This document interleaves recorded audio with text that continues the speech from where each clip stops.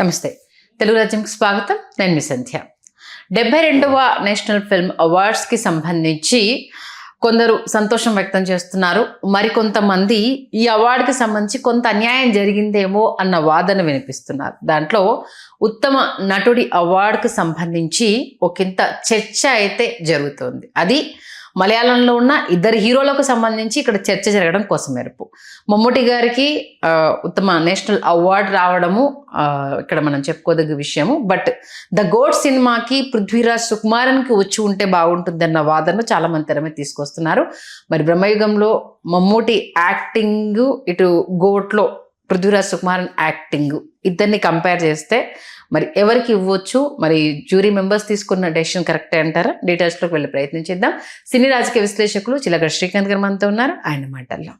శ్రీకాంత్ గారు నమస్తే. నమస్కారం సతీ. మనం మమ్మూటి గారి యాక్టింగ్కి వంకలు పెట్టే అంత పెద్దవాళ్ళం కాదు. ఎందుకంటే ఆయన యాక్టింగ్కి ఎన్ని నేషనల్ అవార్డ్స్ వచ్చాయి అనేది, కమల్ హాసన్ గారు ఈయన పోటీ పడి ఏ రేంజ్లో యాక్ట్ చేశారని మనకు తెలిసింది. కాకపోతే గోడ్ సినిమాకి సంబంధించి పృథ్వీరాజ్ సుకుమారన్కి వచ్చి ఉంటే ఇంకా బాగుండేది అన్న వాదనను సినీ ప్రముఖులు కావచ్చు, అభిమానులు కావచ్చు తెర మీద తీసుకొస్తున్నారు.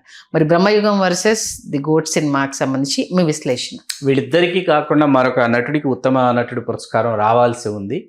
అసలు ఆ సినిమాని పరిశీలనలోకి తీసుకున్నారా తీసుకోలేదన్న వివరాలు అయితే వెలుపలికి రాలేదు. అంటే ఆ సినిమా ఏంటి ఫస్ట్ చెప్తాను. అంటే వాళ్ళు జాతీయ పురస్కారాల కోసం సినిమాని పంపించారా లేదా అన్నది ముందున్నటువంటి ఒక ప్రశ్న. ఓకే. తర్వాత ఒకవేళ పంపించినా పరిగణలోకి తీసుకున్నారా తీసుకోలేదా అన్నది మరొక ప్రశ్న. ఈ రెండు ప్రశ్నలు సినిమా విశ్లేషకుల్ని చాలామందిని ఆలోచింపజేస్తున్నాయి వేళటికి. ఆ సినిమా పేరు తంగలాన్, ఆ నటుడు విక్రమ్. ఓకే. 2024 ఆగస్టు 13, 14 లేదా 15 విడుదలైంది అనుకుంటాను. విడుదలైనటువంటి తంగలాన్లో వీళ్లకు మించినటువంటి నటనని విక్రమ్ కనబరిచారు. చాలామంది పరిశీలకులు, సినీ విశ్లేషకులు ఖచ్చితంగా జాతీయ పురస్కారం విక్రమ్ గారు సాధించుకొస్తారనే స్థాయిలో విక్రమ్ గారి అభినయం సాగింది. అయితే ఇది పరిశీలనలకు వెళ్ళిందా, పరిగణలోకి తీసుకున్నారా తీసుకోలేదన్న వివరాలు అయితే వెలుపలికి మాత్రం రాలేదు. గతంలో జై భీమ్ సినిమాకు కూడా ఎటువంటి పురస్కారాలు రాలేదు. నటనని పక్కన పెడతాం, కాసేపు సూర్య గారి నటనని పక్కన పెడితే ఆ సమయంలో ఆ సినిమాలో ఏంటంటే సూర్య గారు ప్రీ ఇంటర్వెల్ దగ్గర నుంచి సూర్య గారి పాత్ర మనకు కనిపిస్తుంది సినిమాలో. చాలామంది మన తెలుగు సినిమా ప్రముఖులు కూడా అప్పుడు పుష్ప 1కి గాను అల్లు అర్జున్ గారికి ఉత్తమ నటుడు పురస్కారం జాతీయ స్థాయిలో వస్తే జై భీమ్లో సూర్య గారు అత్యుత్తమంగా ఆయన నటన కనబర్చారు అనేటటువంటి వ్యాఖ్యలు వాళ్ళ ఎక్స్ వేదికల ద్వారా, ట్విట్టర్ల ద్వారా తెలియజేసినటువంటి ప్రముఖులు ఉన్నారు. కాకపోతే పుష్ప 1 అతని భుజస్కంధాల మీద, పుష్ప 2 కూడా హీరో తన భుజస్కంధాల మీద తీసుకుని వెళ్ళినటువంటి సినిమా. అంటే మీకు పుష్ప 1 నిడివి ఎంతసేపు ఉంటుందో అంత నిడివి భుజస్కంధాల మీద హీరోయే మోసినటువంటి సినిమా. పుష్ప 2 కూడా హీరో తన భుజస్కంధాల మీద మోసినటువంటి సినిమా. కాసేపు పుష్ప 1, పుష్ప 2 చర్చల్ని పక్కన పెడితే అప్పుడు ఎందుకు జై భీమ్ సినిమాని పరిగణలోకి తీసుకోలేదు అంటే, పాలకపక్షం ఏదైతే ఉంటుందో, ప్రభుత్వం ఏదైతే ఉంటుందో, ప్రభుత్వము పాలకపక్షం చేసేటటువంటి చర్యల్ని ఎత్తి చూపేటటువంటి, ప్రశ్నించేటటువంటి సినిమాల్ని అవార్డుల కమిటీ పరిశీలనలోకి ఎట్టి పరిస్థితుల్లో తీసుకోనటువంటి ఒక వాతావరణము, ఒక హెచ్చరిక అక్కడ ఉంటుంది. ఓకే. గతంలో రాష్ట్ర ప్రభుత్వం నంది పురస్కారాల విషయం కూడా అంకురోజ్ సినిమాని పరిగణలోకి తీసుకోవాలి. ఇక్కడ తీసుకోకపోతే చాలా విచిత్రమైన విషయం జరిగింది. అప్పుడు ఉత్తమ చిత్రం ఏది ఎంపిక కాలేదు. ఉత్తమ ద్వితీయ చిత్రం ఫలానా, ఉత్తమ తృతీయ చిత్రం ఫలానా, ఆపద్బాంధవుడు 1, రాజశ్రీ కళ్యాణం 1 ఇచ్చి ఉత్తమ చిత్రం ఏది ఎంపిక కాలేదన్నారు. ఏది ఎంపిక కాకపోతే జాతీయ స్థాయిలో ఉత్తమ ప్రాంతీయ తెలుగు చిత్రంగా అంకురానికి పురస్కారం వచ్చింది. అప్పుడు రాజ్యహింసని మీకు ప్రశ్నించినటువంటి సినిమా అంకురం అనమాట. అంటే మీరు ప్రభుత్వంలో ఉంటే, పాలకపక్షంలో ఉంటే, అధికారంలో ఉంటే మీరు ఏ దమన నీతికైనా పాల్పడతారా, ఎంతటి అణిచివేతకైనా మీరు గురి చేస్తారా అనేటటువంటి ఒక ధిక్కార స్వరం సమాజం వైపు నుంచి వేసేటటువంటి సినిమాల్ని, సాహిత్యాన్ని ఖచ్చితంగా అణగదొక్కాలి, అణిచివేయాలనేటటువంటి ఒక ప్రవర్తన అధికారంలో ఉన్నటువంటి వాళ్ళందరికీ ఉంటుంది. ఆ దిశగా జై భీమ్ని పరిగణలోకి తీసుకోలేదు. అలాగే తంగలాన్ కూడా దళితవాదాన్ని తెర మీద పరిచినటువంటి ఒక సినిమా. దళితుల యొక్క అస్తిత్వాన్ని, దళితుల యొక్క మూలాల్ని, దళితుల యొక్క ఉనికిని చాలా బలంగా చాటి చెప్పినటువంటి సినిమా తంగలాన్. మరీ ముఖ్యంగా ఆ పాత్ర కోసం విక్రమ్ అసలు అతను జన్మించాడు, ఆ పాత్ర కోసం ఆ పాత్రలో అతను జీవించాడనే స్థాయిలో అతను ఆ పాత్రని పోషించాడు. సరే, ఎందుకు ఇవ్వలేదు, ఎందుకు పక్కన పెట్టారు, వీళ్ళు పంపించారా పంపించలేదా కాసేపు పక్కన పెడితే మీ ప్రశ్న ఏంటి? ఇప్పుడు మమ్ముట్టి వర్సెస్ పృథ్వీరాజ్ సుకుమారన్ అన్నది వస్తే 2 సినిమాలు చూసినటువంటి వాడిగా పృథ్వీరాజ్ సుకుమారన్ గారు భావోద్వేగాల్ని పలికించినటువంటి తీరు అద్భుతం.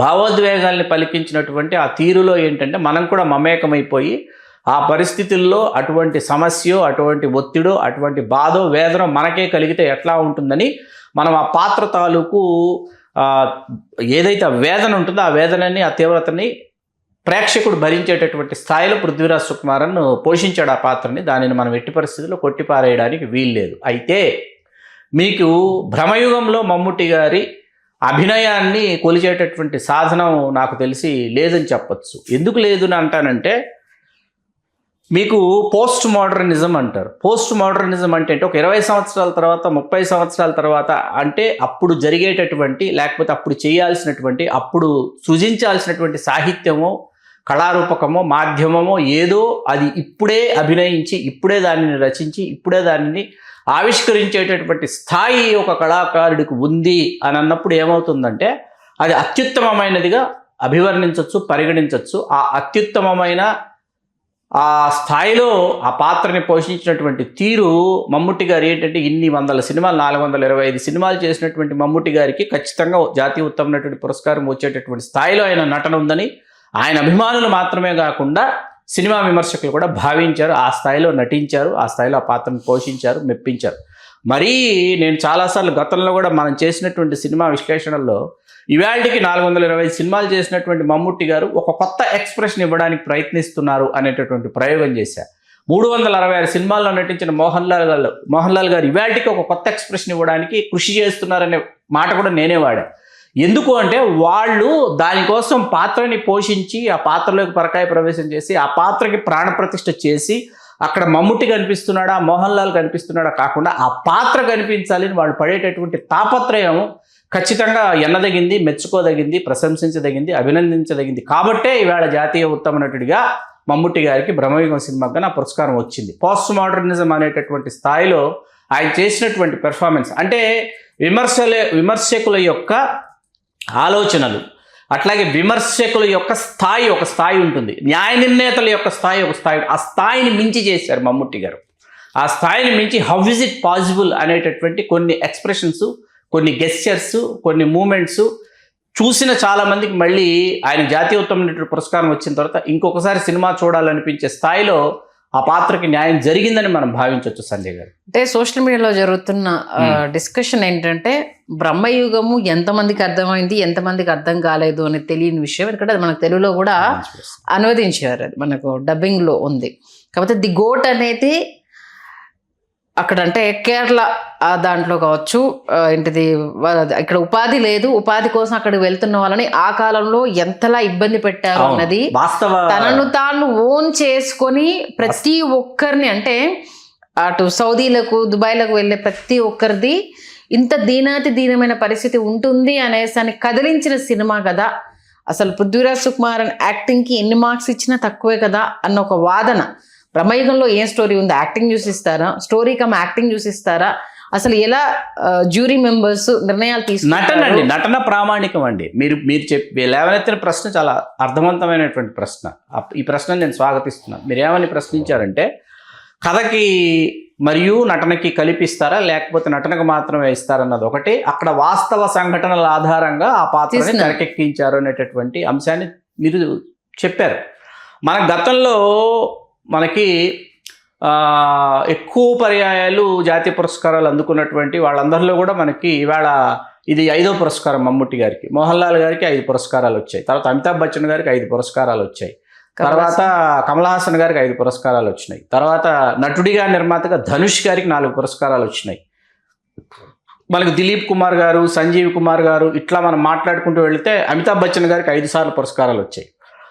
ఉత్తమ్ కుమార్, బెంగాలీకి చెందినటువంటి ఉత్తమ్ కుమార్ గారు అత్యధిక పర్యాయాలు వారు ఉత్తమ నటుడిగా పురస్కారాన్ని పొందారు. ఉత్తమ్ కుమార్ గారు నటించినటువంటి సినిమాల్లో ఆయన పాత్ర నచ్చి, ఆయన నటన నచ్చి ఇచ్చారా లేకపోతే సినిమా కథ నచ్చి ఇచ్చారంటే ఆయన నటన నచ్చి అని అంటారు. ఇప్పుడు ఇక్కడ మీకు బ్రహ్మయుగం సినిమా గురించి ఎందుకు ఇంత చర్చ జరుగుతోంది, లేకపోతే బ్రహ్మయుగంలో జాతీయ ఉత్తమ నటుడిగా మమ్ముట్టి గారికి ఎందుకు ఇచ్చారు అనేటటువంటి మీరు ఈ అంశాన్ని లేవనెత్తారు. దానిలో ఇంటర్వెల్ సమయానికి ఏంటంటే ఆ పాత్ర ఏమిటి, ఆ పాత్ర తాలూకు అసలు ఆ పాత్ర ఎవరు అన్నది ప్రేక్షకుడికి తెలిసిన తర్వాత ఏంటంటే మమ్ముట్టి గారు ఇచ్చినటువంటి ఒక ఎక్స్ప్రెషన్ ఏంటంటే మనకు గుండె జల్లుమంటుంది అనమాట. అంటే ప్రేక్షకుల్ని కుర్చీలో కూర్చుని సినిమా చూస్తున్నటువంటి వాళ్ళు థియేటర్లో చూసారా, ఇంట్లో చూసారా, కాసేపు పక్కన పెడితే ప్రతి ఒక్కరు గుండె జల్లుమనేటటువంటి ఒక ఎక్స్ప్రెషన్ ఇస్తాడనమాట.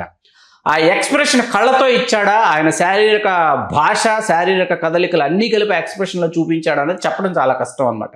హీ నోస్, ఎందుకంటే ఒక డిగ్నిఫైడ్ పెర్ఫార్మెన్స్ ఇస్తూ సంభాషణని ఎక్కడ మొదలుపెట్టి ఎక్కడ ఆ సంభాషణని ఏ స్థాయిలో తన వాచకంలో ఆ సంభాషణని ఏ విధంగా పలికితే ఆ సంభాషణ ఎంత తొందరగా ప్రేక్షకుడికి చేరుతుంది అనేటటువంటి ఒక రహస్యం తెలిసినటువంటి ఒక కళాకారుడు, అత్యున్నత శ్రేణికి చెందినటువంటి కళాకారుడు మమ్ముట్టి గారు.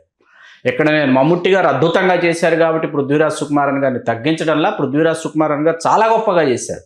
అయితే మనం గతంలో గుజరాతీ, అస్సామీ, బెంగాలీ ఈ సినిమాల్లో, మరాఠీ, ఒడియా ఈ సినిమాల్లో నటించినటువంటి నటులకు కూడా జాతీయ ఉత్తమ నటుడు లేకపోతే సహాయ నటుడు వంటి పురస్కారాలు వచ్చినటువంటి నటులు చాలామంది ఉన్నారు. వాళ్ళందరూ మనకు ఆ సినిమా కొన్ని సినిమాలు పెట్టుకొని చూసి ఈ సినిమా ఏం బాగుందని లేకపోతే ఈ సినిమా ఏం అర్థమవుతుందని చెప్పి చాలా ఏమంటారు దాన్ని ఒకంత ఒత్తిడితో ఆ సినిమాలు చూసినటువంటి పరిస్థితుల్లో ఏంటంటే వాళ్ళ నటన కదిలిస్తుంది అనమాట, వాళ్ళ నటన ఆలోచింపజేస్తుంది. అలా బ్రహ్మయుగంలో మమ్ముట్టి గారి నటన న్యాయ నిర్ణేతలకి అర్థమైంది, వాళ్ళ హృదయాన్ని తాకిందని నేను అనుకుంటున్నా. ఖచ్చితంగా సినిమా విమర్శకులు, విశ్లేషకులు ఖచ్చితంగా జాతీయ ఉత్తమ నటుడి స్థాయిలో ఆయన నటన ఉందని ఖచ్చితంగా భావించారు. కాకపోతే తంగలాన్ ఎందుకు వాళ్ళు అసలు పంపించారా, పురస్కారాల కోసం పంపించలేదన్న ప్రశ్న అయితే ఉత్పన్నమవుతుంది. తమిళం నుంచి రాయన్ ఉత్తమ ప్రాంతీయ చిత్రంగా తమిళం నుంచి ధనుష్ గారికి ఆ సినిమాకి వచ్చింది. ఆ సినిమా ఒక మూడ్ ఉన్నటువంటి సినిమా, అది ధనుష్ గారు అంత అద్భుతంగా డైరెక్ట్ చేసినటువంటి సినిమా. ఒకే మూడు అటే స్టేజ్ చూడగలిగినటువంటి సినిమా. పాత్ర తాలూకు భావోద్వేగం, ఆ పాత్ర మొదటి నుంచి చివరి వరకు ఒకేలా ప్రవర్తిస్తుంది ఆ పాత్ర. అది ఆ ప్రాంతం, ఇప్పుడు మనకి కమిటీ కుర్రోళ్ళకి ఇక్కడ ఉత్తమ ప్రాంతీయ చిత్రం తెలుగులో ఇచ్చారండి. రాయన్ వచ్చేటప్పటికి ఉత్తమ ప్రాంతీయ చిత్రంగా తమిళంలో ఎంపికైన తర్వాత వాళ్ళు ఎందుకు ఇస్తున్నారో వాళ్ళు తెలియజేసినటువంటి అంశాలలో వాళ్ళు పొందుపరిచినటువంటి అంశాలలో వాళ్ళు ఏం చెప్పారంటే ఆ ప్రాంతీయత, దేశీయత ఏదైతే ఉందో అవి సినిమాలలో ప్రతిఫలించాయనేటటువంటి విషయాన్ని న్యాయ నిర్ణేతల సంఘం కొండబద్దలు కొట్టినట్టు చెప్పింది. రాయన్కి ఎందుకు వచ్చింది, రాయన్ హింసాత్మక సినిమా, రాయన్లో వరుసగా మర్డర్లు ఉంటాయి కదంటే నేను దాని గురించి నేనేమి వాదించలేను అనమాట. కొంతమంది మాట్లాడుతూ ఉంటారు మనకి. అట్లాగే కమిటీ కుర్రోళ్ళకి వచ్చేటప్పటికి మీరు కూర్చున్న దగ్గర నుంచి పూర్తి అయిపోయిన తర్వాత కమిటీ కుర్రోళ్ళ సినిమా మనం పూర్తి చేస్తాం. కమిటీ కుర్రోళ్ళు ఒకటే కాదండి, తెలుగులో ఇంకా చాలా మంచి ప్రయత్నాలు గతంలో రాజావారు, రాణి గారు, ఇలాంటి సినిమాలన్నీ చాలా గొప్ప స్మాల్ టౌన్ ఫిల్మ్స్ అనమాట. కాబట్టి అటువంటి ప్రయత్నాలు జరగాలి. సరే, ఇప్పుడు మమ్ముట్టి గారు, పృథ్వీరాజ్ సుకుమారన్ గారు, అల్లు అర్జున్ గారు, అట్లాగే విజయ్ సేతుపతి గారితో పాటు తంగలాన్ ఎందుకు పోటీ పడలేదన్న విషయాలు అయితే వెలుపలికి రాలేదు. అదొకటి నన్ను ఆలోచింపజేస్తున్నటువంటి ఒక ప్రశ్న. మొత్తానికైతే అవార్డ్స్ ప్రకటించడంతో కొంతమంది సంతోషం, రాగని వాళ్ళ బాధ ఎలాగనే ఉండనే ఉంటుంది. కాకపోతే పరిగణలోనికి తీసుకోలేకపోయారా అన్న ఒక వాదన ఫ్యాన్స్ తెర మీద తీసుకురావడంతో డిస్కషన్ జరుగుతుంది. మంచి విశ్లేషణ ఇచ్చారు. Thank you Srikanth. ధన్యవాదాలు.